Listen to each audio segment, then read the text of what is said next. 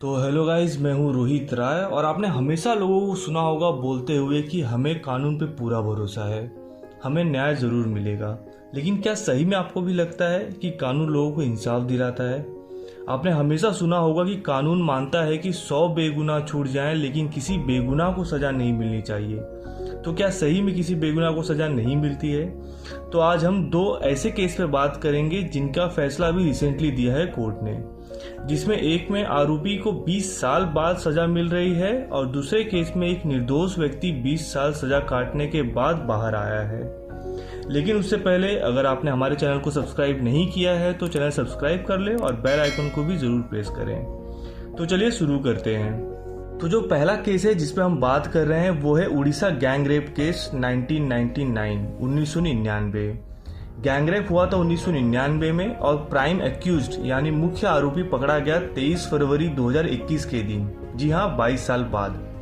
मैं यहाँ विक्टिम का नाम नहीं ले रहा हूँ। तो 9 जनवरी 1999 के दिन विक्टिम कार से कटक से भुवनेश्वर जा रही थी और बीच रास्ते में 3 लड़कों ने उनकी गाड़ी जबरदस्ती रुकाई और शांत इलाके पे ले जाके घंटों तक उनके साथ गैंग रेप किया।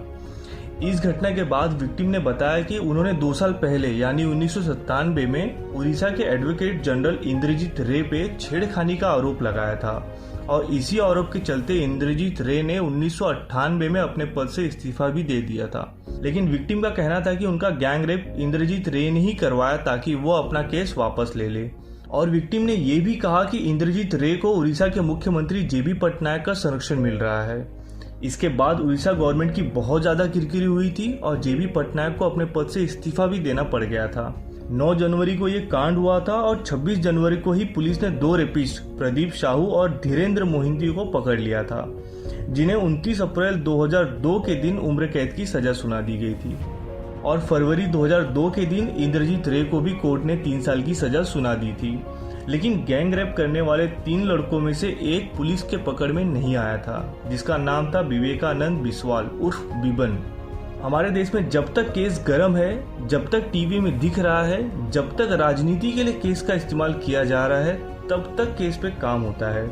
लेकिन कुछ टाइम के बाद केस की फाइल पे धूल जम जाती है और यहाँ भी यही हुआ। सबको लगने लगा कि बिबन मर चुका होगा, लेकिन बिबन उड़ीसा से भाग के महाराष्ट्र में आ गया था और यहाँ उसने अपनी पहचान बदल लिया था। अब उसने अपना नाम जलंधर स्वयं रख लिया था। आधार कार्ड और बैंक अकाउंट सब नए नाम पे बना लिए थे और वो सुकून की जिंदगी जी रहा था। लेकिन 3 महीने पहले सुधांशु सारंगी, जो कि कमिश्नर ऑफ पुलिस हैं, उन्होंने धीरेन्द्र मोहिंते से जेल में एक रैंडम मुलाकात की और वहां उन्हें मालूम चला कि 1999 केस का मुख्य आरोपी अभी तक पकड़ा नहीं गया है और वो महाराष्ट्र में है। फिर पुलिस ने ऑपरेशन साइलेंट वाइपर चालू किया और बिबन को नई मुंबई के पास अम्बीविली सिटी प्रोजेक्ट से गिरफ्तार किया, जहां ये प्लम्बर का काम कर रहा था। तो ये तो हो गया पहला केस। अब बात करते हैं दूसरे केस के बारे में, विष्णु तिवारी केस। उत्तर प्रदेश के ललितपुर निवासी विष्णु तिवारी को हाई कोर्ट ने 20 साल सजा काटने के बाद निर्दोष करार दिया है। आज से 20 साल पहले जब विष्णु की उम्र 23 साल की थी, तब गाय और पशुओं को लेकर छोटी सी कहासुनी हुई थी। लेकिन दूसरे पक्ष ने राजनीतिक ताकत की वजह से रेप और SC/ST एक्ट के तहत केस दर्ज करा दिया। विष्णु अनपढ़ था और गरीब भी, इसलिए उन्होंने अपने तरफ से कोई वकील भी नहीं किया और कोर्ट ने विष्णु की तरफ से एक सरकारी वकील खड़ा कर दिया और विष्णु को आजीवन कारावास की सजा सुना दी। फिर विष्णु के पिता ने अपने बेटे को बचाने के लिए अपनी सारी जमीन बेच दी, लेकिन सारा पैसा वकीलों ने गप कर लिया और कोई कार्रवाई नहीं हुई। लेकिन जेल प्रशासन ने सालों से विष्णु का व्यवहार देखा था, इसलिए जेल प्रशासन ने कोर्ट में अपील किया इस केस पे फिर से सुनवाई करने के लिए और इलाहाबाद कोर्ट ने याचिका पे वापस से सुनवाई शुरू की और विष्णु को निर्दोष घोषित किया। सन 2000 में विष्णु को सजा हुई और 2021 में वो जेल से बाहर आए। विष्णु तिवारी को न्याय तो मिला, लेकिन क्या सच में ये न्याय है? 23 साल का लड़का आज 43 साल का आदमी हो गया। सारी जमीन बिक गई, माता पिता और 2 भाई सदमे में मर गए और विष्णु तिवारी किसी के भी अंतिम संस्कार में भी नहीं जा पाए। यहाँ कोई नहीं है जो विष्णु तिवारी के 20 साल और उसका हंसता खेलता परिवार लौटा सके।